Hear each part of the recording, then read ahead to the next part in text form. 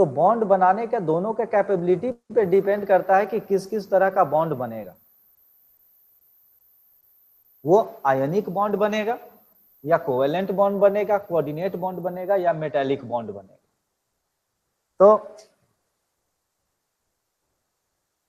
Ionic bond बनने के लिए क्या क्या कंडीशन है और कब बनेगा आयोनिक बॉन्ड, ये चीज जो हम लोग कुछ कुछ इसमें पढ़े भी हैं और कुछ अभी जो प्रॉपर्टी ऑफ आयोनिक बॉन्ड्स और ये सारा चीज जब पढ़ेंगे तो उसमें भी ये चीज आएंगे। तो क्या चीज है कि जब इलेक्ट्रॉन कोई लेगा और कोई इलेक्ट्रॉन देगा, तो इलेक्ट्रॉन देने वाले की इतनी कैपेबिलिटी होनी चाहिए कि वो जल्दी से इलेक्ट्रॉन रिलीज कर दे, यानी उसका आयनाइजेशन पोटेंशियल जो है वो कम होना चाहिए। यानी लोअर आयनाइजेशन पोटेंशियल होगा तो वो आसानी से क्या होगा, इलेक्ट्रॉन रिलीज कर देगा। ठीक है, इलेक्ट्रॉन वो आसानी से तब रिलीज कर देगा। स्क्रीन सबको दिख रहा है? Yes sir. सर एंथैल्पी में क्या आता है? इंथैल्पी मतलब होता है वही energy, change in energy. Okay. ठीक है, यहाँ पे अभी हम वही सब चीज समझेंगे, चेंज इन एनर्जी। देखिए, सबसे पहले दो चीज होता है, एक कटायन बने और एक एनायन बने, यानी एक पॉजिटिव चार्ज बने और एक निगेटिव चार्ज बने। ठीक है, तो जब किसी भी एटम का साइज अगर बड़ा होगा तो क्या होगा, उसके न्यूक्लियस से उसका डिस्टेंस ज्यादा होगा, यानी सेंटर से उसका जो आउटर मोस्ट इलेक्ट्रॉन है, वैलेंस इलेक्ट्रॉन है, उसका डिस्टेंस क्या होगा, ज्यादा होगा। जब डिस्टेंस ज्यादा होगा तो सेंटर से उस पे जो अट्रैक्टिव फोर्स है, जो न्यूक्लियस आउटर मोस्ट इलेक्ट्रॉन पे अपने एटम का सबसे बाहरी जो इलेक्ट्रॉन है, यानी वैलेंस सेल का जो इलेक्ट्रॉन है, उस पे जो अट्रैक्शन फोर्स यानी अपने तरफ खींचने के भी जो फोर्स लगा रहा है, वो फोर्स वीक होगा, कमजोर होगा। जब वो फोर्स कमजोर होगा तो वहां से इलेक्ट्रॉन, जैसे ही कोई दूसरा एलिमेंट वहां से इलेक्ट्रॉन अगर विड्रॉ करना चाहेगा, खींचना चाहेगा, तो आसानी से वहां से इलेक्ट्रॉन निकल सकता है। या फिर उतना हम एनर्जी अगर उसको दे दें जितना कि वो, जितना जिस एनर्जी से वो न्यूक्लियस उसके अपनी तरफ खींच रहा है उस इलेक्ट्रॉन को, बाहरी इलेक्ट्रॉन को, तो वो क्या होगा, वहां से रिलीज हो जाएगा, निकल जाएगा। तो वो क्या कर देगा, पॉजिटिव चार्ज यानी कैटायन बना लेगा।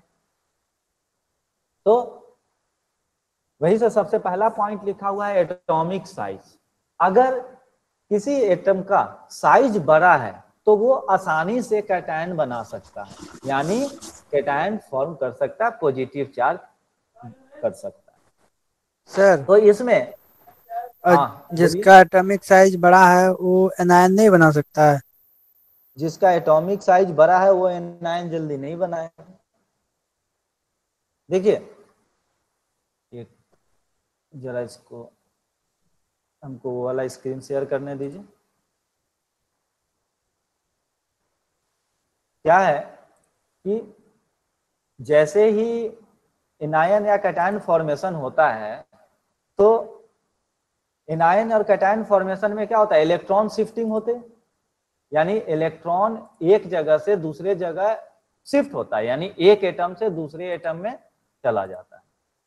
तो सपोज कीजिए कि इलेक्ट्रॉन जो है सोडियम के पास है, सोडियम का एक एटम है, उसके पास एक इलेक्ट्रॉन है। ठीक है, आउटर मोस्ट ऑर्बिट में उसके एक इलेक्ट्रॉन वहां पे पड़े हुए हैं। तो वो इलेक्ट्रॉन अगर कोई दूसरा अगर उसको अट्रैक्ट करेगा, अगर कोई दूसरा एटम उस इलेक्ट्रॉन को अट्रैक्ट करता है, तो वो उस इलेक्ट्रॉन को होल्ड करने की उसको कैपेसिटी होनी चाहिए। मान लेते हैं ये एक एटम, ठीक है, ये एक एटम है, यहां पे सेंटर पे क्या होगा, इसका पॉजिटिव चार्ज है, न्यूक्लियस। ठीक है, अब ये जो डिस्टेंस है यहां से जो आउटर मोस्ट सेल का जो डिस्टेंस है, ये डिस्टेंस अगर ज्यादा होगा तो क्या होगा, ये डिस्टेंस अगर ज्यादा होगा तो इनके बीच में लगने वाला फोर्स जो है वो कमजोर हो, क्योंकि जब हम इलेक्ट्रोस्टैटिक्स पढ़ते हैं तो वहां पे एक आता है कि F directly proportional to Q1 into Q2, यानी चार्ज दोनों का जो चार्ज होगा Q1 into Q2 and inversely proportional to 1/r², यानी दोनों के बीच का जो डिस्टेंस है उसके इनवर्सली प्रोपोर्शनल हो। ठीक है, तो जब डिस्टेंस ज्यादा होगा इसमें तो क्या होगा, F जो है वो वीक होगा। ठीक है, जब F वीक होगा तो ये इलेक्ट्रॉन को यहां से निकालना, यहां से इसको बाहर निकालना आसान होगा। यही हम लोग बोलते हैं आयनाइजेशन पोटेंशियल या आयनाइजेशन एनर्जी। ठीक है, जैसे हम सोडियम को आयनाइजेशन इंथैल्पी भी बोलते हैं, तो सोडियम को हम जैसे ही क्या कर रहे थे, गैसियस स्टेट से उसको आयनाइज कर रहे थे, यानी N से N को Na को हम लोग क्या कर रहे थे, आयनाइज कर रहे थे, तो वो क्या बना रहा था, Na प्लस सोडियम का कैटायन Na प्लस, और यहाँ पे एक इलेक्ट्रॉन वो बाहर निकल रहा। तो यहाँ पे हमको क्या है, एनर्जी देना पड़ता है, इसी को बोलते हैं IE आयनाइजेशन एनर्जी। यानी इस इलेक्ट्रॉन को इसके न्यूक्लियस के प्रभाव क्षेत्र से, यानी इस न्यूक्लियस के अट्रैक्शन से हमको बाहर निकालना है, तो वही कहलाता है आयनाइजेशन एनर्जी। उतना आयनाइजेशन एनर्जी हमको यहाँ पे देना पड़ेगा, खर्च करना पड़ेगा, तब ये क्या होगा, तब ये सोडियम कैटायन और एक इलेक्ट्रॉन को छोड़ेगा, सोडियम कैटायन बना लेगा, Na प्लस इलेक्ट्रॉन आपको वहां से मिल जाएगा। तो ये जितना दूर होगा, मान लीजिए ये ऐसा है, अगर कहीं पे ये कंडीशन है, ये और ज्यादा डिस्टेंस है इसके बीच में, तो यहाँ पे जो ये वीक और वीक होगा बाहर वाला इलेक्ट्रॉन। तो जैसे जैसे हम लोग पीरियोडिक टेबल में डाउन द ग्रुप, एक ग्रुप में नीचे आते हैं, जैसे देखिए सबसे पहला ऊपर का जो एलिमेंट है वो कौन सा है, हीलियम। सबसे ऊपर का जो एलिमेंट है वह है आपका हाइड्रोजन, उसके बाद लिथियम, उसके बाद सोडियम Na, उसके बाद आपका पोटेशियम के।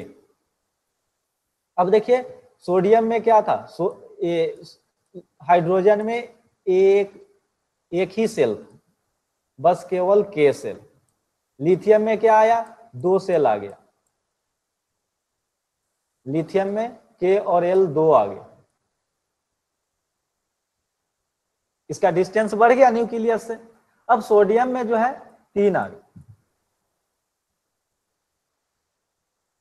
सोडियम में क्या क्या, 1s भी आ गया, 2 भी आ गया, 2s और 2p, और 3 भी आ गया, यानी 3s।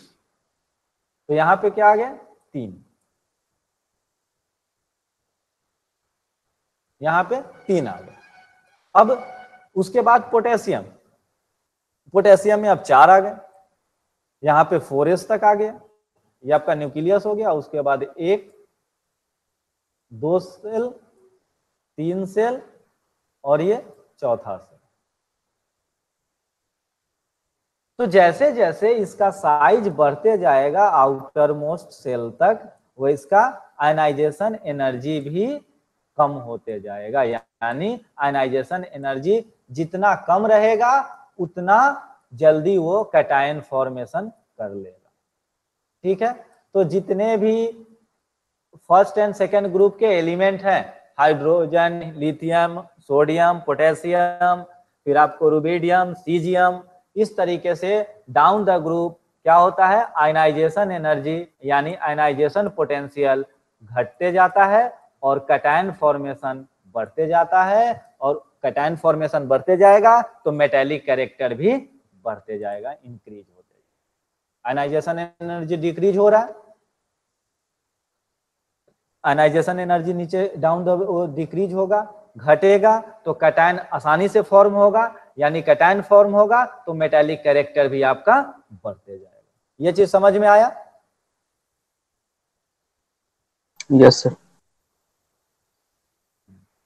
तो कैटायन बन गया, यानी डाउन द ग्रुप हम जैसे जैसे जाएंगे तो एटॉमिक साइज क्या होते जाएगा, बढ़ते जाएगा, जिसके कारण उसका सेंटर से बाहरी सेल का रेडियस जो है वो इंक्रीज होते जाएगा और वहां पे कैटायन फॉर्मेशन भी आसानी से हो जाएगा, यानी पॉजिटिव आयन जो है आसानी से बनते जाएगा।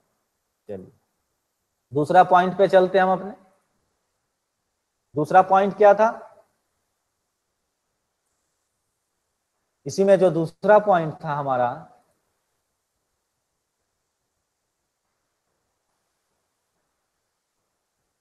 कि पहला पॉइंट हो गया एटॉमिक साइज में, पहला point large atom can easily form cation. तो लार्ज एटम जैसे जैसे एटम का साइज बढ़ते जाएगा कैटायन फॉर्मेशन भी आसानी से होते जाएगा। इसीलिए यहाँ पे नीचे दिया भी हुआ order of formation of alkali metal cation is, सबसे जो है ज्यादा कैटायन फॉर्मेशन करने का जो वो है मोर इलेक्ट्रोपॉजिटिव जो एलिमेंट होता है वो होता है सबसे नीचे वाला सीजियम, CS। ठीक है सर उसके बाद अल्कली मेटल क्या आता है? अल्कली मेटल जो फर्स्ट ग्रुप का एलिमेंट है ना, जो फर्स्ट ग्रुप का एलिमेंट है पीरियोडिक टेबल में, वो कहलाता है आपका अल्कली मेटल। सेकेंड ग्रुप का जो एलिमेंट है वो अल्कली अर्थ मेटल। ठीक है, और जो 17 ग्रुप का जो एलिमेंट है उसको बोलते हैं हम हाइलोजन।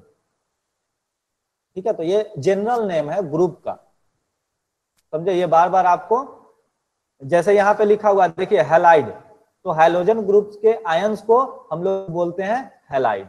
यहाँ दिख रहा है ना सेकंड, ये फर्स्ट में ही एटॉमिक साइज में सेकंड पॉइंट को देखिए। Yes sir. एग्जांपल में the formation of halide ion is, ये ऑर्डर दिया हुआ है, तो यही हाइलोजन ग्रुप जो है, जो लास्ट वाला 17 ग्रुप है इनर्ट गैस से पहले वाला, उसको हम लोग बोलते हैं हाइलोजन ग्रुप। तो उसको आयंस के फॉर्म में हम लोग हैलाइड्स आयन बोलते हैं। ठीक है, तो सेकंड पॉइंट हमारा बोलता है कि स्मॉलर अल्कली का मतलब क्या होता है? हाँ? अल्कली का मतलब क्या? अल्कली का नाम दिया हुआ उन्होंने, अल्कैलिन, अल्कैलिन अर्थ मेटल या अल्कैलिक कंपाउंड बनाता है इसी। ठीक है, ये सारा चीज, चलिए जो भी नया चीज है वो एक दो बार सुनने के बाद वो आप खुद इसको वो कर जाएंगे। ये आपका जो फर्स्ट यूनिट है पूरे केमिस्ट्री का, उसमें वो थोड़ा नया चीज है जो हमने अभी इससे पहले पढ़ा था एटॉमिक स्ट्रक्चर में। सबसे ट्रिपिकल चीज हमने, सबसे जो कॉम्प्लेक्स चीज है क्वांटम नंबर, वो हमने पढ़ लिया। उसके बाद ये सब थोड़ा बॉन्ड एंगल वगैरह, बॉन्ड वगैरह है, ये सब चीज है। और इसमें एक चीज अभी और थोड़ा आएगा हाइब्रिडाइजेशन करके, जो कि अभी हमने छोड़ा है। ये थोड़ा बॉन्ड वगैरह पढ़ाने के बाद उस चीज को बता सकते हैं, तो थोड़ा समझ में भी आएगा। उसके बाद जो जितने भी चैप्टर है सबके सब पहले से सुने हुए हैं, बहुत सारे चीज नाम वगैरह। तो ये चीज वो नोट कर लीजिए कि फर्स्ट ग्रुप का जो एलिमेंट है उसको अल्कैलिन बोलते हैं, अल्कैलिन मेटल, और सेकंड ग्रुप का अल्कैलिन अर्थ मेटल। ठीक है, तो जो स्मॉलर एटम है वो आसानी से एनायन फॉर्म कर लेगा। एनायन फॉर्म करने के लिए उसको क्या करना पड़ेगा? इलेक्ट्रॉन, किसी दूसरे इलेक्ट्रॉन को अपने से बाहर से किसी इलेक्ट्रॉन को उसको अपने इलेक्ट्रॉन क्लाउड में सम्मिलित करना पड़ेगा। एडजस्ट उसका प्रभाव अपने आउटर मोस्ट ऑर्बिट में या आउटर मोस्ट सेल में इतना होना चाहिए कि वो दूसरे इलेक्ट्रॉन को अपने उस इलेक्ट्रॉनिक अट्रैक्शन में क्या कर सके, सम्मिलित कर सके, उसको एडजस्ट कर सके, इंक्लूड कर सके। तो कब होगा? जब उसका साइज छोटा हो। साइज छोटा होगा तो वो क्या होगा, उसका जो न्यूक्लियस का अट्रैक्शन है वो बाहर तक भी बना रहेगा। तो यहाँ पे क्या होता है, जहां फर्स्ट फॉर्म में कैटायन बनाने में हमको एनर्जी देना पड़ रहा था, यहाँ जो होता है एनायन फॉर्मेशन में एनर्जी रिलीज होता है, एनर्जी वहां से क्या होता है, निकलता है। क्यों? क्योंकि ये इलेक्ट्रॉन इसको मिल जाता है और ये सैचुरेटेड स्टेट में चला जाता है, यानी यहाँ पे वो इसका जो ऑर्बिटल एनर्जी है वो घट जाता है और ये हायर एनर्जी स्टेट से लोअर एनर्जी स्टेट में जाएगा। तो यहाँ पे क्या होगा, साइज अगर एटम का छोटा है, हाँ सैचुरेटेड क्या होता है? बोलिए। सैचुरेटेड मतलब? सैचुरेटेड मतलब संतुष्ट, संतुष्ट, संतुष्ट, संतुष्ट, सेटिस्फाइड, समझे? तो यहाँ पे क्या होगा, जब वो हाई एनर्जी स्टेट से लो एनर्जी स्टेट में जाएगा, स्टेबल होगा, स्टेबल होगा तो ये एनर्जी क्या करेगा, रिलीज करेगा। ठीक है, तो एटम का साइज अगर छोटा हो,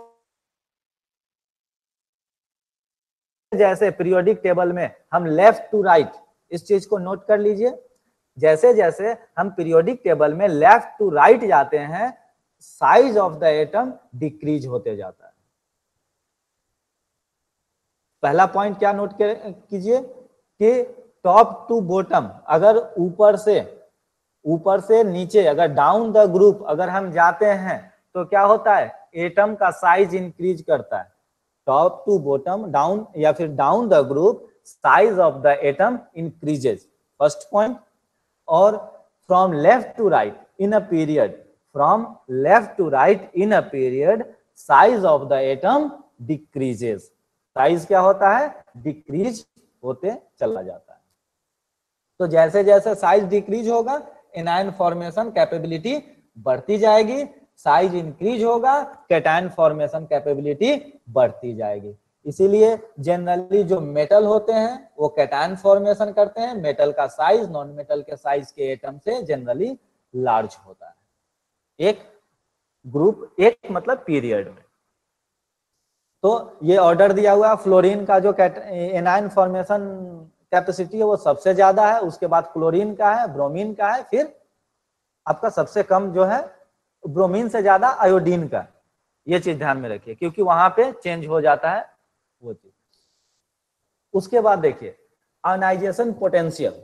आयनाइजेशन पोटेंशियल क्या है, यानी इलेक्ट्रॉन रिलीज करने की कैपेसिटी, इलेक्ट्रॉन रिलीज करने की कैपेसिटी जिस भी एटम के पास कम, यानी उसको कम एनर्जी देने पर भी वो इजीली इलेक्ट्रॉन रिलीज कर देगा, वो आसानी से कैटायन बना लेगा।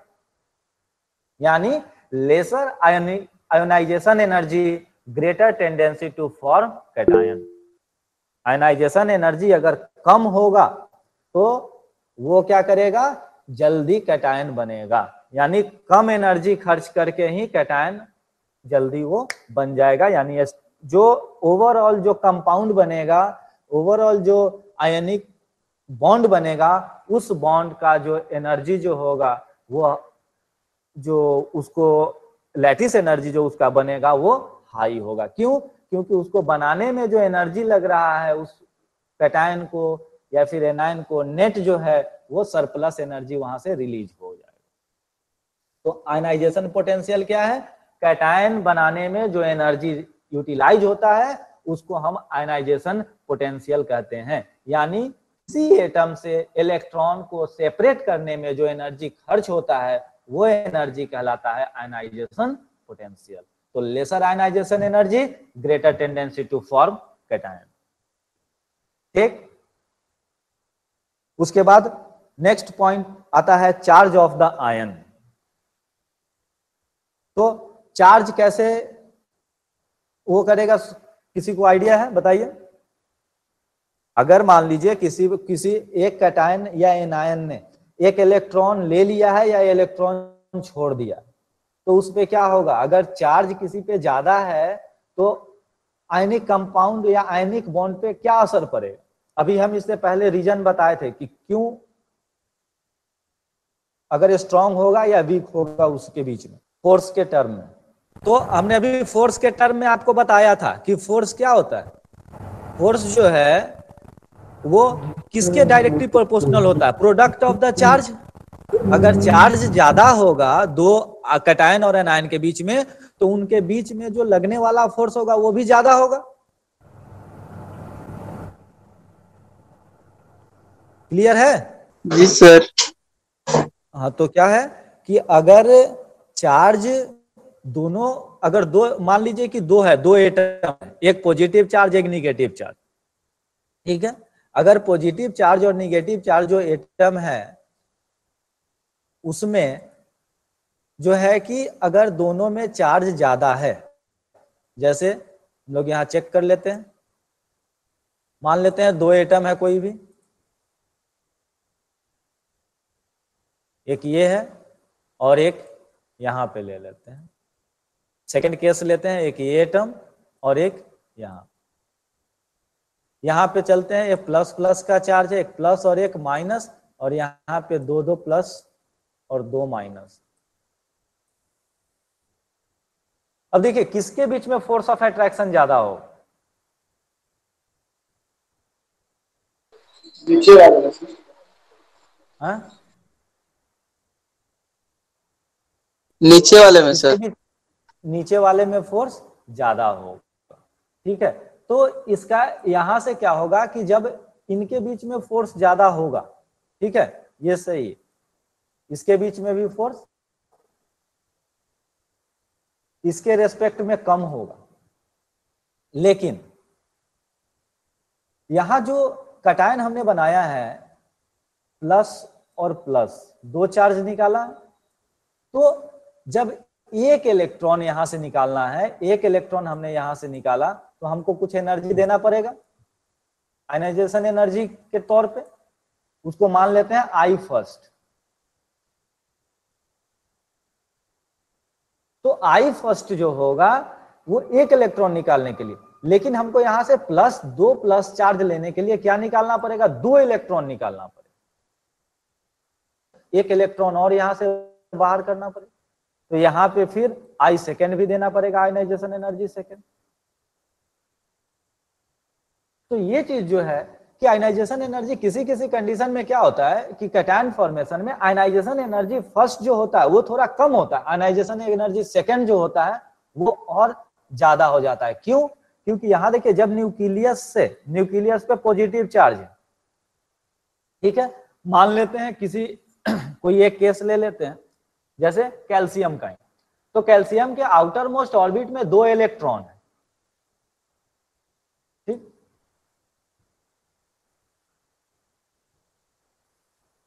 या फिर हम ले लेते हैं सोडियम का ही केस ले लेते हैं, आउटर मोस्ट ऑर्बिट में एक इलेक्ट्रॉन है, यहां से एक इलेक्ट्रॉन है, इस पे कितने चार्ज हैं, ये जो हमारा न्यूक्लियस है इस पे कितने प्रोटॉन है, अगर सोडियम का केस ले रहे हैं तो यहाँ पे 11 प्रोटॉन है, और यहाँ पे ये पूरा इलेक्ट्रॉन कितना है 11, जब तक नहीं निकलता। अगर एक इलेक्ट्रॉन यहां से क्या किया हमने, बाहर निकाल दिया,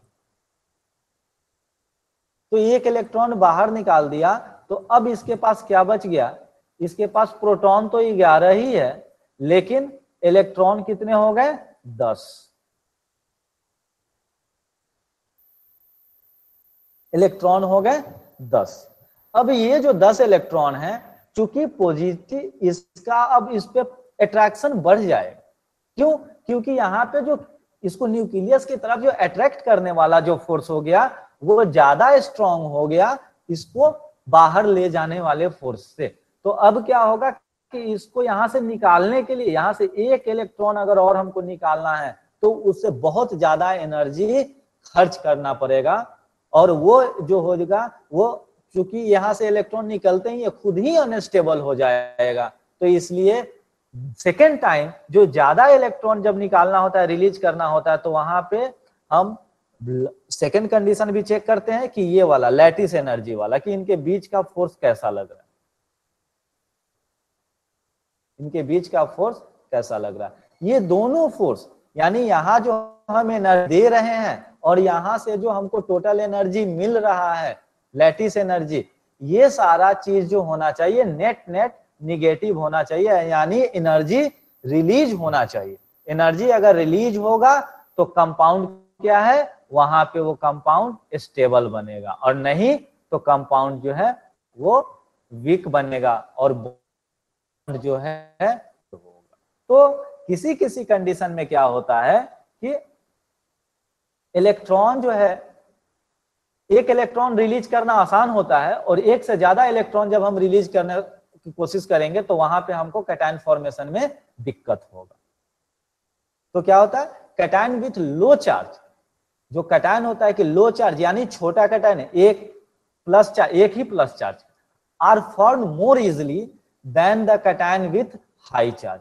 यानी कैटायन जो है, जैसे एल्युमिनियम जो हाई चार्ज का कैटायन है, इसीलिए हम लोग जब रिएक्टिविटी सीरीज देखते हैं तो सबसे ऊपर आता है पोटेशियम, उसके बाद सोडियम। तो जो यूनिवैलेंसी शो करता है, यानी एक ही इलेक्ट्रॉन शेयर करता है, वो सबसे ऊपर में पाया जाता है, उस रिएक्टिविटी उसकी ज्यादा होती है कैटायन के फॉर्म, और यही सेम टू सेम एनायन के फॉर्म में भी वो होता है। तो एक से ज्यादा जब इलेक्ट्रॉन हमको वहां से निकालना हो, यानी यूनि चार्ज नहीं रहेगा वहां पे 2 या 3 चार्ज हो जाएंगे, प्लस या निगेटिव, तो वहां पे निकालना इलेक्ट्रॉन मुश्किल होता है, यानी आयनाइजेशन एनर्जी उसमें ज्यादा यूटिलाइज होता है। लेकिन बाद में क्या होता है कि जो उसका लैटिस एनर्जी जो बनता है, यानी चार्जेस ज्यादा होगा तो जो आयनिक कंपाउंड होगा उसके जो एटम्स होंगे वो आपस में एक दूसरे के क्लोज होंगे और फोर्स ऑफ अट्रैक्शन ज्यादा होगा। तो वहां पे दोनों चीज देखा जाता है कि क्या है कि कैटायन फॉर्मेशन में कितना एनर्जी लग रहा है, और जो लैटिस बन रहा है, जो स्ट्रक्चर बन रहा है, जो आयनिक कंपाउंड बन रहा है फाइनल जो सॉलिड के फॉर्म में, उसका जो है आपस का फोर्स ऑफ अट्रैक्शन कैसा है।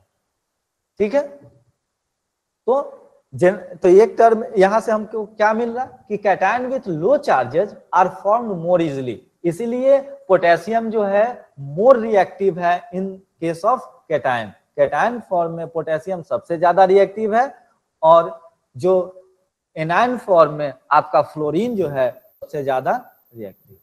तो cation with low charges are formed more easily then the cation with high charges. ठीक है, उसके बाद नेक्स्ट प्रॉपर्टी जो है इलेक्ट्रॉन एफिनिटी या इलेक्ट्रोनिगेटिविटी।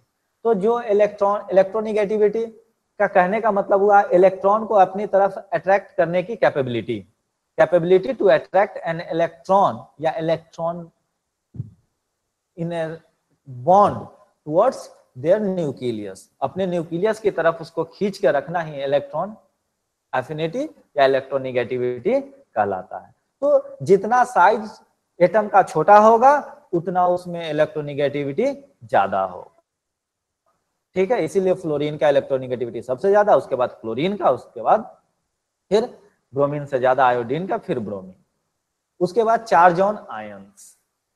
सेम चीज रिपीट हुआ, वही चीज यहाँ पे चार्ज ऑफ आयंस कहने का मतलब है निगेटिव आयंस, यानी एनायन का। एनायन में भी जो एक चार्ज होगा तो वो इजिली हो जाता है, एक से ज्यादा चार्ज होगा तो वहां पे क्या चीज होता है कि फॉर्मेशन में आपको एनर्जी ज्यादा यूटिलाइज होता है, वो थोड़ा वीक बॉन्ड हो जाता है।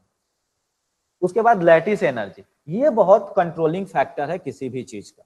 लैटिस एनर्जी कहलाता है कि जैसे जब हम ऑर्गेनाइज कर दिए एक मोल एटम्स को या एक मोल मॉलिक्यूल को अपने स्ट्रक्चर में, क्रिस्टलाइन स्ट्रक्चर में जब वो अरेंज होते हैं और वहां से जो एनर्जी रिलीज होता है वो एनर्जी कहलाता है लैटिस एनर्जी। यानी जैसे आइस हो गया, आइस मान लीजिए, आइस तो ऐसे क्रिस्टलाइन नहीं है लेकिन हम उसके कॉन्सेप्ट में समझ सकते हैं कि उसको अगर गर्म करना होता है, मान लीजिए उसको हमको वाटर में बदलना है या गैस में बदलना है, तो वहां से क्या करना है, उसको गर्म करना पड़ेगा। तो गर्म करने के लिए कुछ ना कुछ उसको एनर्जी देना पड़ता है। वो एनर्जी क्या करता है, उसके आपस का जो सॉलिडिफिकेशन हुआ है उसको ब्रेक करने में जो एनर्जी यूटिलाइज हो जाता है वही कहलाता है उसका लैटिस एनर्जी।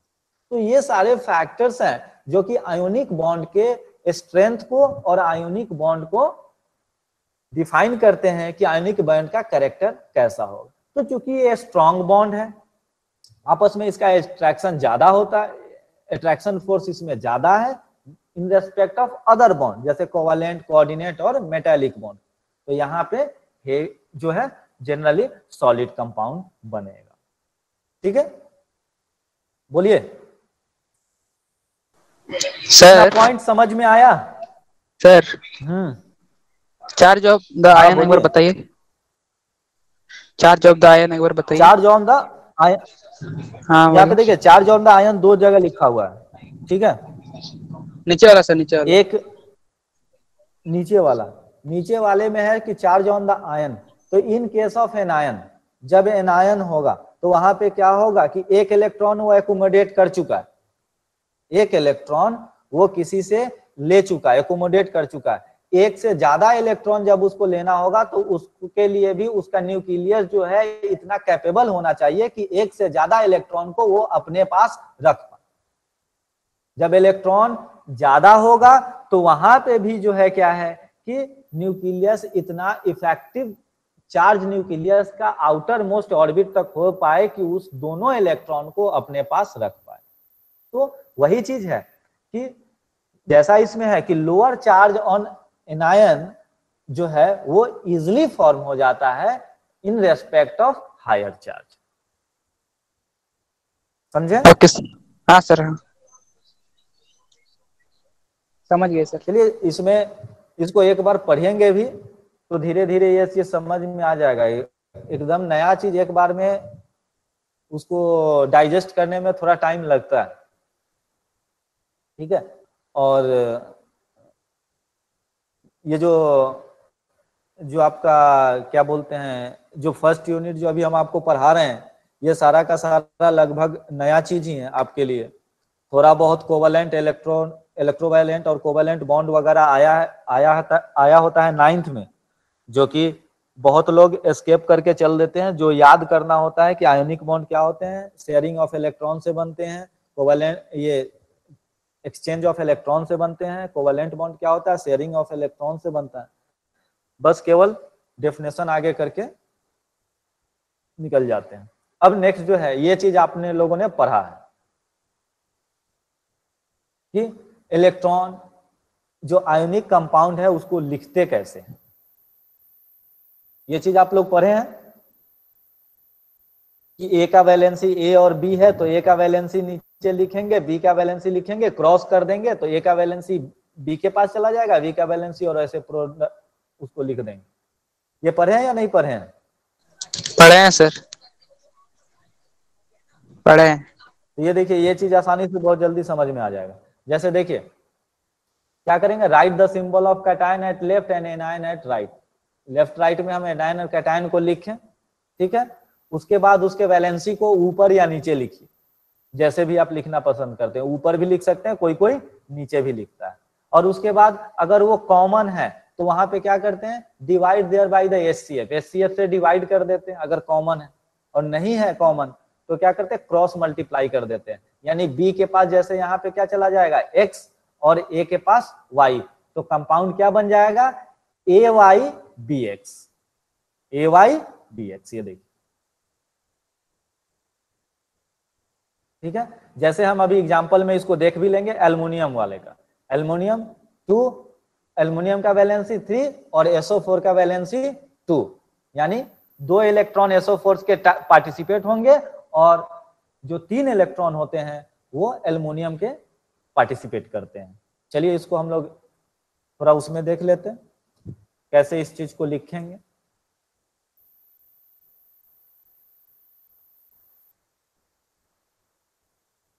सर सल्फेट की वैलेंसी कैसे निकालते हैं? किसका? सल्फेट का। सल्फर का? Sulphate sir. सल्फेट SO4 का, SO4 का अभी जो लुईस स्ट्रक्चर पढ़ाएंगे इसके बाद, वहां पे हम फॉर्मल चार्ज कैलकुलेट करते हैं FC। ओके। इसी के बाद है ये देखिए, ये जो हमने ओजोन पे कैलकुलेट करके दिखाया है कि फॉर्मल चार्जेज क्या है, FC, formal charges on an atom in a Lewis structure. तो उस पर फॉर्मल चार्जेज कैसे कैलकुलेट करते हैं, तो ये कैलकुलेट करने का तरीका है, ये आपको बताएंगे, ये फॉर्मूला है कैलकुलेट करने का। तो उससे हम लोग charge on any compound calculate कर सकते हैं कि उस पर नेट चार्जेज कितना है। जैसे ये ओजोन का है, ओजोन का यहाँ पे इस इलेक्ट्रॉन पे +1 चार्ज है, ठीक है, और ये दूसरे वाले इलेक्ट्रॉन पे जो है वो -1 चार्ज है। तो +1 और -1 लगभग ये 0 हो जाता है, इसीलिए ओजोन स्टेबल हुआ है, कोई चार्ज नहीं हो करता है। और नहीं तो ऐसे जो चार्ज होगा तो उसके ऊपर हम लोग वहां पे चार्ज वहां लिखते हैं। अगर जैसे NO3 में चार्ज होता है तो वहां पे एक माइनस चार्ज आता है। NO3 का आपको जो है यहाँ पे हम लोग स्ट्रक्चर केवल लिखे हैं, ये स्ट्रक्चर, यहाँ पे चार्ज भी कैलकुलेट करेंगे तो ये चार्ज हम लोग को पता चलेगा कि इस पे कितना चार्ज एक्चुअली होता है। ऐसे हम लोग को जो नॉर्मल कंपाउंड है जो ज्यादा यूटिलाइज होता है उसका याद भी रहना चाहिए। ये चार्ज कैलकुलेट करना इसी चैप्टर में है, ये कोवेलेंट बॉन्ड में आएगा। अभी आप वो समझ लीजिए कि उसका वैलेंसी क्या है, जितने इलेक्ट्रॉन उसके पार्टिसिपेट करेंगे वो उसका वैलेंसी कहलाएगा, और वही इलेक्ट्रॉन को हमको रिप्रेजेंट करना है। जैसे यहाँ पे देखिए एल्युमिनियम, यहाँ पे एल्युमिनियम का वैलेंसी 3, SO4 का वैलेंसी 2, ये यहाँ से क्रॉस कर देंगे, ये यहाँ से क्रॉस कर देंगे, तो क्या हो जाएगा Al2 और वो SO4 3।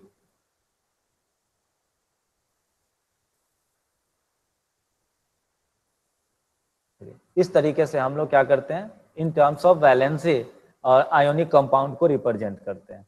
ये चीज हम लोग 8th 9th 10th में भी लगभग पढ़े हैं। जैसे मान लीजिए हमारा NaCl का ही कोई कंपाउंड बना है Na और Cl, Na के कितने होते हैं, वैलेंसी 1, Cl का भी वैलेंसी 1, ये हो गया तो बन जाता है NaCl।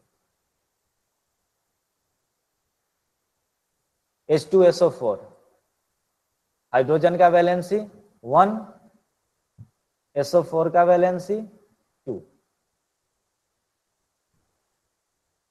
तो ये इससे यहाँ ये इससे H2SO4। ये बस केवल लिखने का तरीका है, इसका कोई ये जो है प्रॉपर मीनिंग नहीं। प्रॉपर मीनिंग ये है H2SO4 का मतलब क्या हो रहा है कि यहाँ SO4 के एक जो मॉलिक्यूल है उससे 2 हाइड्रोजन एटम कंबाइन हो रहा है, ये मतलब, ठीक है। तो ये चीज जो है ये लिखने के लिए कैसे हम आयोनिक कंपाउंड को लिखते हैं, in terms of valency and उसके सिंबल के टर्म्स में। तो यहाँ क्या है कि जितना उसका वैलेंसी होगा उसके नीचे लिखेंगे और उसको फिर क्रॉस कर देंगे। जब हम क्रॉस कर देंगे और वही उसके सफिक्स में नीचे आ जाएगा, जैसे Na यहाँ 1 होता है तो 1 नहीं लिखा जाता, ऐसे कुछ भी नहीं है तो 1 ही मतलब होता है, तो NaCl। वैसे ही एल्युमिनियम का वैलेंसी 3, SO4 का वैलेंसी 2, क्रॉस किए Al2 SO4 3। वैसे ही H का वैलेंसी 1, SO4 का वैलेंसी 2, यहाँ क्रॉस किए H2SO4, ठीक है। तो नेक्स्ट जो है हमारा इसमें लुईस स्ट्रक्चर, तो फॉर्मूला हम लोग लिख दिए लुईस स्ट्रक्चर। आपने देखा होगा कि डॉट डॉट डॉट करके किसी एटम या मॉलिक्यूल के उसमें चारों तरफ रिप्रेजेंट किया जाता है कि कैसे उसके वैलेंस शेल इलेक्ट्रॉन को दिखाया जाए, यानी वैलेंस शेल इलेक्ट्रॉन को सिंबॉलिकली रिप्रेजेंट जो है लुईस के द्वारा किया गया था। और लुईस डॉट स्ट्रक्चर को यहाँ पे डिफाइन किया गया है, arrangement of valence electron and symbol of element in a molecules are called Lewis structure. Valence electron को मॉलिक्यूलर स्ट्रक्चर में सिंबल के थ्रू रिप्रेजेंट करना ही लुईस डॉट स्ट्रक्चर कहलाता है। तो लुईस ने कोवेलेंट कंपाउंड को एक स्ट्रक्चरल फॉर्म दिया था कि किस तरीके से उसके बॉन्ड को रिप्रेजेंट किया जा सकता है।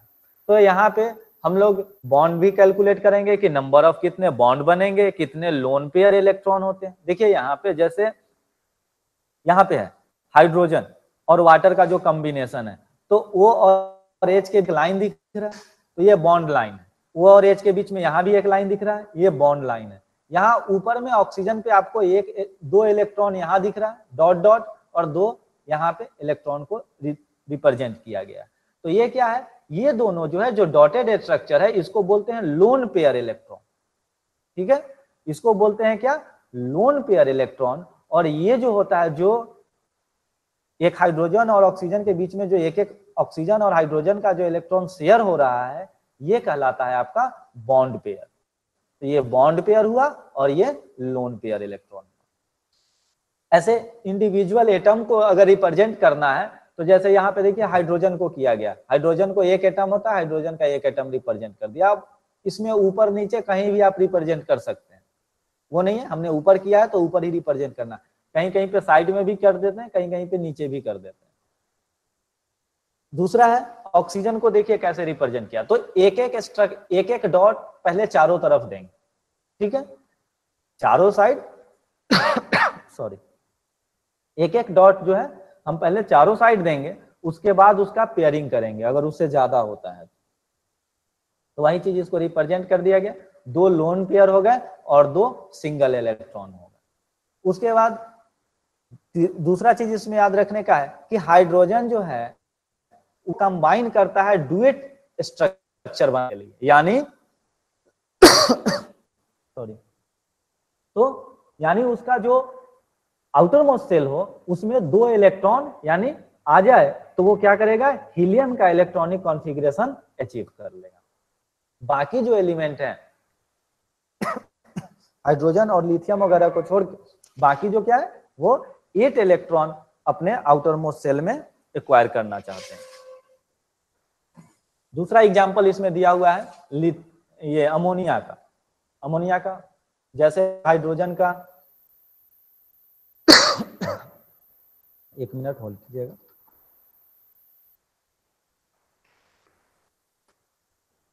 जैसे अमोनिया का, अमोनिया में क्या है, यहाँ पे देखिए 3 हाइड्रोजन एटम कंबाइन हो रहे हैं और एक नाइट्रोजन एटम। तो हाइड्रोजन एटम को, इंडिविजुअल एटम को रिप्रेजेंट करने के लिए उसका हम सिंबल लिखते हैं और उसके जितने भी वैलेंस इलेक्ट्रॉन होते हैं उसको चारों तरफ डॉटेड फॉर्म में रिप्रेजेंट करते हैं। यहाँ नाइट्रोजन का 5 वैलेंस इलेक्ट्रॉन, तो 5 को रिप्रेजेंट करने के लिए क्या करते हैं, पांचों को हम पहले तो 4 को उसके चारों तरफ रिप्रेजेंट करते हैं और फिर एक को पेयर बना देते हैं लोन पेयर के फॉर्म। तो इस तरह से हाइड्रोजन एटम रिप्रेजेंट हो गया। वैसे ही ये चीज जो है इसको हम लोग अमोनिया के फॉर्म में कैसे फिट करते हैं, तो यहाँ पे देखिए अमोनिया में 3 हाइड्रोजन एटम आके जो तीनों सिंगल एटम इलेक्ट्रॉन थे उसे कंबाइन हो गया और लोन पेयर इलेक्ट्रॉन ये हो गया। तो यहाँ पे चेक कीजिए नाइट्रोजन का जो है कितने हो गए, यहाँ पे एक नाइट्रोजन का और एक हाइड्रोजन का 2 2 4 2 6 और 2 8 इलेक्ट्रॉन, यानी नाइट्रोजन का शेयरिंग के थ्रू ऑक्टेट पूरा, हाइड्रोजन का ये डुएट बनाता है तो हाइड्रोजन का एक अपना इलेक्ट्रॉन और एक नाइट्रोजन का इलेक्ट्रॉन, 2 हो गया इस हाइड्रोजन का, इस हाइड्रोजन का भी एक अपना और एक नाइट्रोजन का, 2 इसका भी हो गया, इस हाइड्रोजन का एक अपना और एक नाइट्रोजन का, 2 इसका भी हो गया। वैसे ही कार्बन टेट्राक्लोराइड, कार्बन का 4 तो चारों डॉट उसके चारों तरफ, ठीक है। टेट्राक्लोराइड का, क्लोरीन का 7, आउटर मोस्ट ऑर्बिट में कितने इलेक्ट्रॉन क्लोरीन के,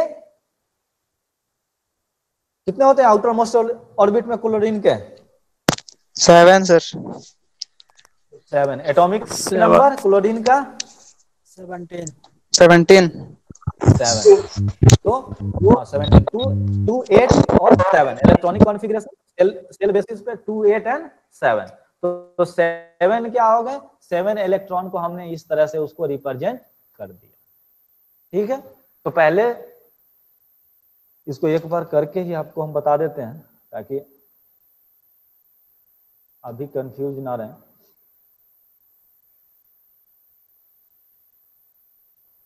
ये चीज लुईस स्ट्रक्चर निकालना बहुत आसान है, बस थोड़ा सा उसमें कंसंट्रेट कीजिएगा वो मैथमेटिकल थोड़ा कैलकुलेशन है, बाकी बहुत ही आसान है। जैसे देखिए कार्बन का क्या था, आउटर मोस्ट ऑर्बिट में 4 इलेक्ट्रॉन, तो चारों को हम यहां रिप्रेजेंट कर देंगे, 1 2 3 और ये 4। वैसे ही क्लोरीन, क्लोरीन का 7 Cl, ठीक है, क्लोरीन का 7। तो पहले चारों तरफ एक 1 2 3 4, चारों तरफ एक हो गए। अब क्या 3 और बच गया, तो 3 और बच गया, तो किसी इसमें चारों में से किसी को भी पेयरिंग कर सकते हैं, 1 और ये 3। तो ये जो हो गया, ये इलेक्ट्रॉन जो है, ये जो है ये कहलाएगा लोन पेयर। लोन पेयर,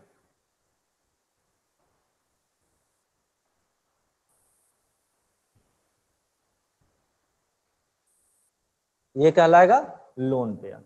और ये बाकी जो है ये भी और ये भी, बाकी ये जो है ये सिंगल एटम है, ये किसी की ना किसी के साथ शेयरिंग करेगा, कंबाइन करेगा। तो अब जो है, अब इसी वही चीज जो दिखाया गया था कि सीज से, इस कार्बन से एक आपका इलेक्ट्रॉन यहां पे आता था क्लोरीन का, एक यहां पे, एक यहां पे और एक यहां एक क्लोरीन आएगा Cl, एक Cl, एक Cl और एक Cl। इसके चारों तरफ भी इलेक्ट्रॉन होंगे, उसको भी लिख देते हैं। तो ये रिप्रेजेंट करने का तरीका है।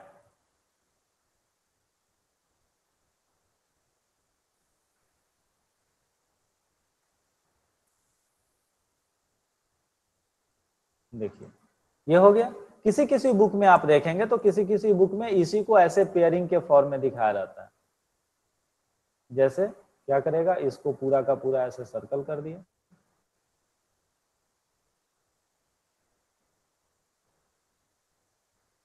इस तरीके से, और इसके लिए ये तरीका, इसके लिए ये प्रोसेस, ये सर्कल, यानी जिसका जो शेयरिंग में है वो सेट के फॉर्म में दोनों में कंबाइन कर,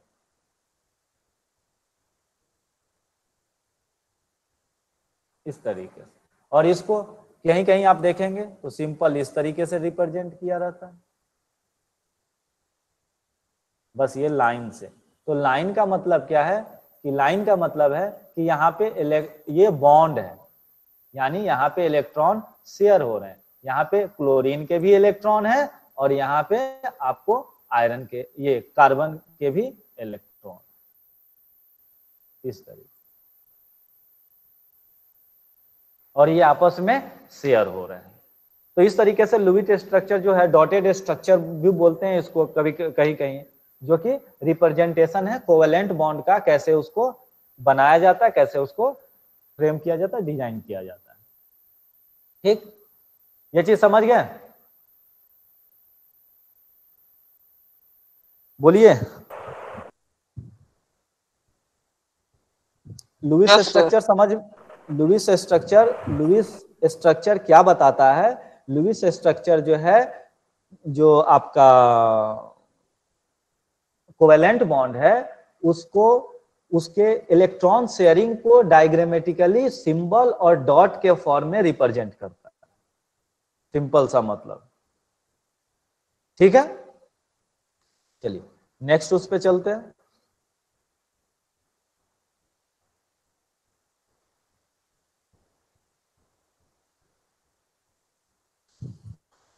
तो ये था हमारा, यहाँ पे वाटर का रिप्रेजेंटेशन है, यहाँ पे अमोनिया का रिप्रेजेंटेशन है, और यहाँ पे कार्बन टेट्राक्लोराइड का रिप्रेजेंटेशन है। नेक्स्ट स्लाइड में जो है हम अब यहाँ पे कैलकुलेट करेंगे कि बॉन्ड कैसे हम लोग लिख पाए, कैसे उस हम लोग को कैसे पता चलेगा कि कितना बॉन्ड इस कंपाउंड में बना है और कितना बॉन्ड यहाँ पे जो है अनबॉन्डेड इलेक्ट्रॉन है। तो इस चीज को जो है हम यहाँ पे 4 नंबर कैलकुलेट करेंगे, N1, N2, N3 and N4। ठीक है, N1, N2, N3 and N4। N1 कैसे कैलकुलेट करेंगे? N1 होता है total number of valence electron.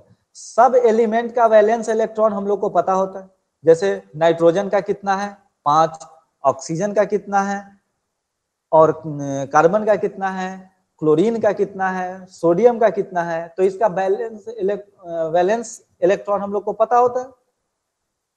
उस वैलेंस इलेक्ट्रॉन में अगर कोई चार्ज है, अगर मान लीजिए चार्ज है उस पे, तो अगर निगेटिव है तो वहां पे एक आयन, एक जितने निगेटिव चार्ज हैं उतना प्लस कर देंगे, अगर पॉजिटिव है तो उतना माइनस कर देंगे। क्यों?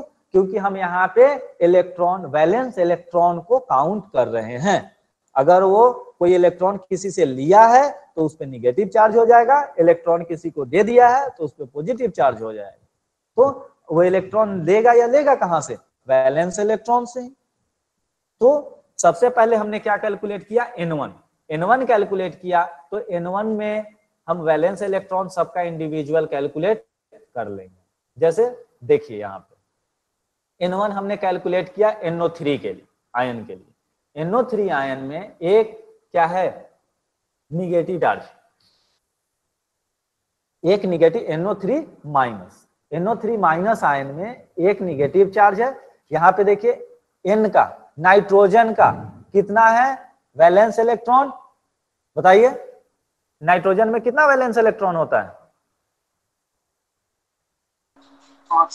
नाइट्रोजन का इलेक्ट्रॉनिक नंबर 7। हाँ बोलिए।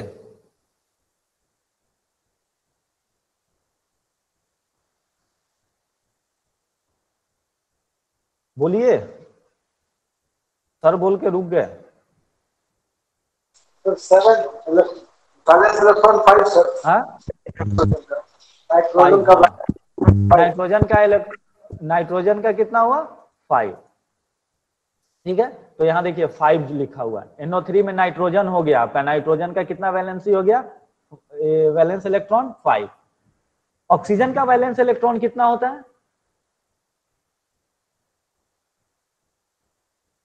नाइट्रोजन के बगल में ही ऑक्सीजन होता है, तो इसका 5 है तो इसका एक और ज्यादा बढ़ जाएगा 6। ठीक है, तो नाइट्रोजन का वैलेंस इलेक्ट्रॉन 6। ठीक है, तो अब यहां देखिए 6 × 3 किया। क्यों? टोटल नंबर कितने हैं यहाँ पे नाइट्रोजन एटम? NO3 माइनस में नाइट्रोजन एटम कितने हैं? 3। तो यहाँ पे इसीलिए क्या किया? 6 × 3। NO3 पे एक निगेटिव चार्ज होता है तो +1, इसलिए टोटल N1 कितना हो गया? 24। चलिए इसको यहाँ पे देखते हैं, हम शायद कैलकुलेट करें तो जल्दी समझ में आएगा।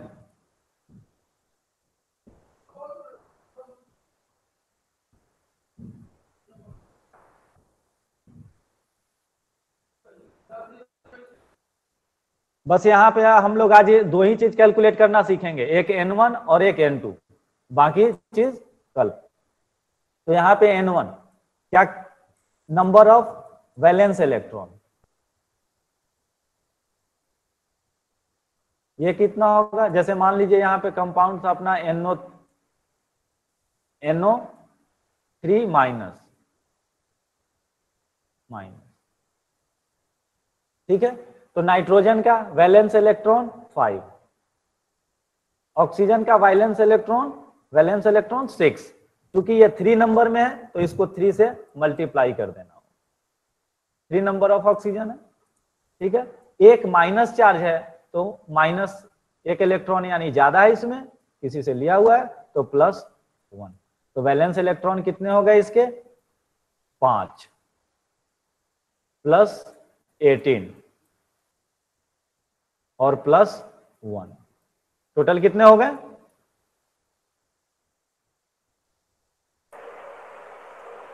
24।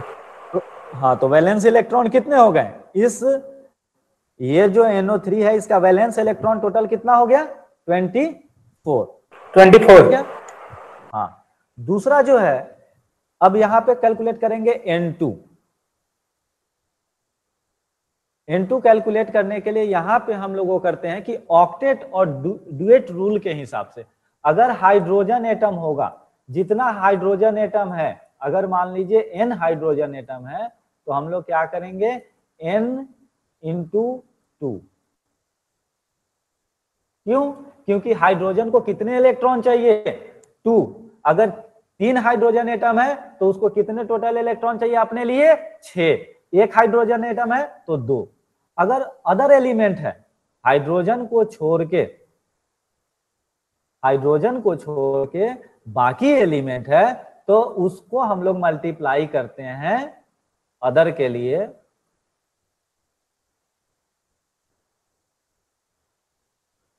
लिए, हम लोग मल्टीप्लाई करते हैं N × 8 से।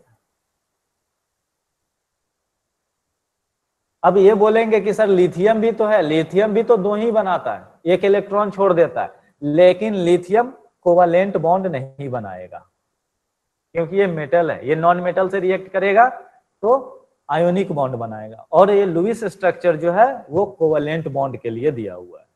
ठीक है? तो ये ऑब्जेक्टिव टाइप का क्वेश्चन। तो यहां पे देखिए क्या हुआ कि हमने क्या किया, अदर जो एलिमेंट है उसके लिए N × 8 करेंगे, तो यहाँ पे सोडियम, यहाँ पे वो है ही नहीं, आपका जो H2 है, H2 है ही नहीं, मतलब हाइड्रोजन नहीं है। तो कितने यहाँ पे चाहिए? 3 और 1 4, 4 इलेक्ट्रॉन वो है, 3 इसके ऑक्सीजन के और 1 जो है नाइट्रोजन × 8, यानी इसका क्या है, इतने इलेक्ट्रॉन चाहिए इसको अपने ऑक्टेट रूल पूरा करने के लिए। 32 इलेक्ट्रॉन चाहिए, और इनके पास वैलेंस शेल में है कितना? 24, यानी 32 चाहिए अपना पूरा ऑक्टेट पूरा करने के लिए, है 24।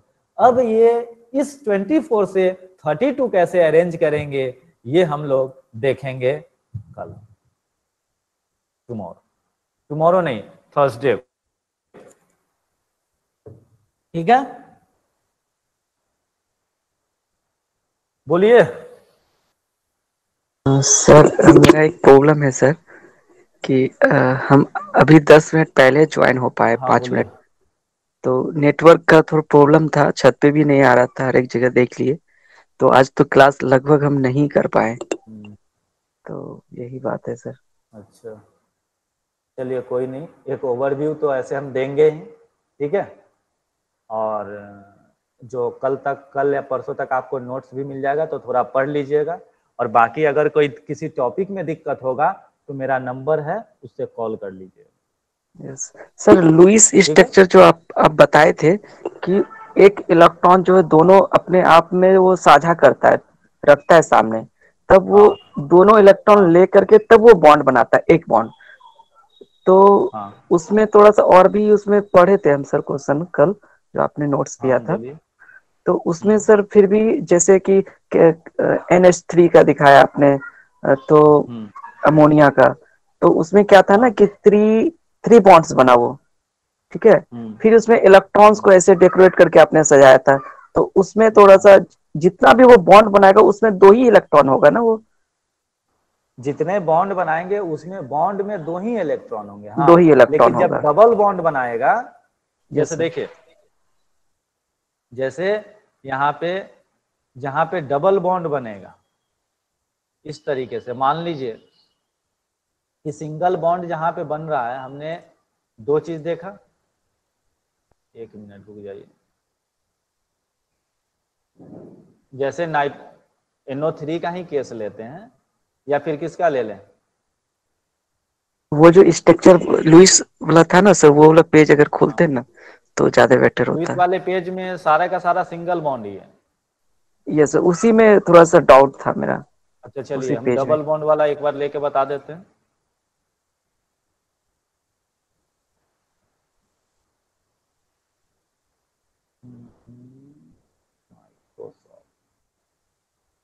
चलिए दिख रहा है। Yes sir. यहाँ पे दिख रहा है ये बॉन्ड NO और मतलब NO3 का। Yes sir. Yes sir.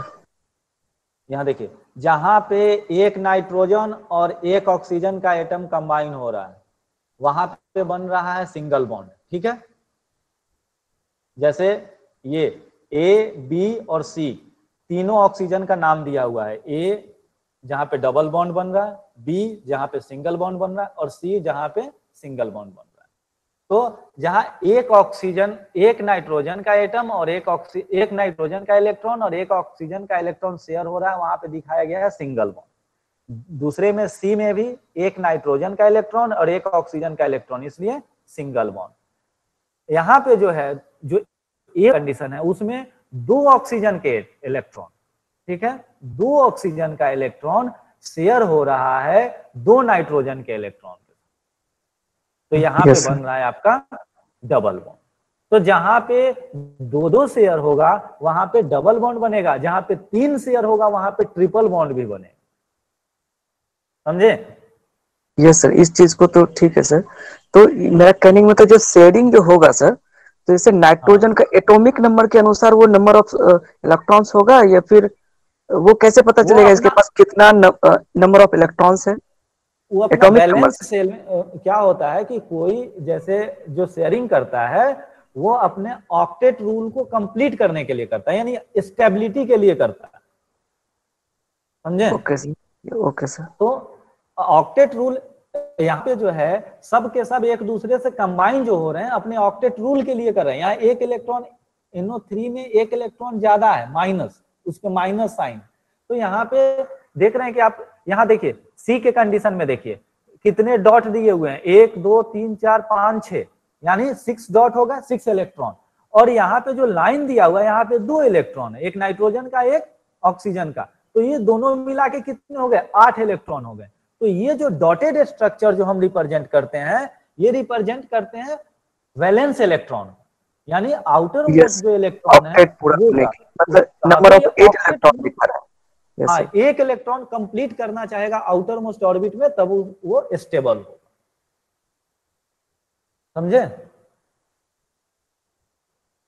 Yes sir, ओम समझ में प्रकाश। तो, हाँ सर ये तो समझ में आ गया सर, लेकिन फिर भी हाँ जैसे नाइट्रोजन में है ना 7 सर, एटॉमिक नंबर है इसका 7 है। हाँ हमको ये हाँ जानना है कि इसमें नंबर ऑफ इलेक्ट्रॉन कितना है, और वो शेयर तो ये तो समझ में आ रहा है सर कि जब भी मतलब दो इलेक्ट्रॉन बन करके एक बॉन्ड बनता है, और वो हाँ। जो नंबर ऑफ 8 इलेक्ट्रॉन होगा तो उसको ऑक्टेट को फुलफिल करने के लिए वो होता है। हाँ ठीक है। नहीं, अच्छा ये बताइए नाइट्रोजन का इलेक्ट्रॉनिक कॉन्फ़िगरेशन बताइए। इलेक्ट्रॉनिक कॉन्फ़िगरेशन 1s 2s और हाँ 2p होगा। हाँ, 1s में 2 और 2s में 1s में कितने 6 होगा। इलेक्ट्रॉन? 2s नाइट्रोजन में भी। N7 नहीं, 2s में 7 हो जाएगा। टू सॉरी 2s में भी 2 ही होगा, 2s में 2 2s में होगा। 1। और ps में 2p में 4 हो जाएगा, सॉरी चलिए 3 इसका हो हम जाएगा, टोटल 7। इसका, इसका हम 1 मिनट में क्लियर कर दे रहे हैं। देखिए नाइट्रोजन N, ठीक है, इलेक्ट्रॉनिक कॉन्फ़िगरेशन उसका क्या होगा? 1s2, 2s 2p yes. 2s2 2 और 2p3। p3 तो इसका आउटर मोस्ट ऑर्बिट कौन सा हुआ? यही 2 ना यस सर, 2 से यस सर 2 हुई है? होगा। तो इसमें 5 कितने हो गया, इलेक्ट्रॉन है? 5। 5। तो वैलेंस ओके। इलेक्ट्रॉन इसके 5 होंगे। Okay sir. ठीक है, वो तो और यही 5 इसी, इलेक्ट्रॉन ही शेयर कर सकता है ना आपस में हाँ, ये बाकी। 5 इलेक्ट्रॉन में से ही शेयर कर सकता है। यस और सर, यस 5 यही इलेक्ट्रॉन से अगर ये 3 इलेक्ट्रॉन शेयर कर लेता है तो ओके। इसके 8 हो जाएंगे। हाँ वो यस समझे? राइट। यस। बस यही चीज, ये समझ में आ गया? Yes sir yes. चलिए ओके, थैंक यू ठीक है, सर। कोई अगर दिक्कत होगा तो आप कॉल भी कर सकते हैं। Okay sir. ठीक है, ओके। चलिए आज का क्लास अब यहीं पे वो करते हैं, टाइम ज़्यादा हो गया, फिर आप लोग का अगला क्लास भी आ जाएगा और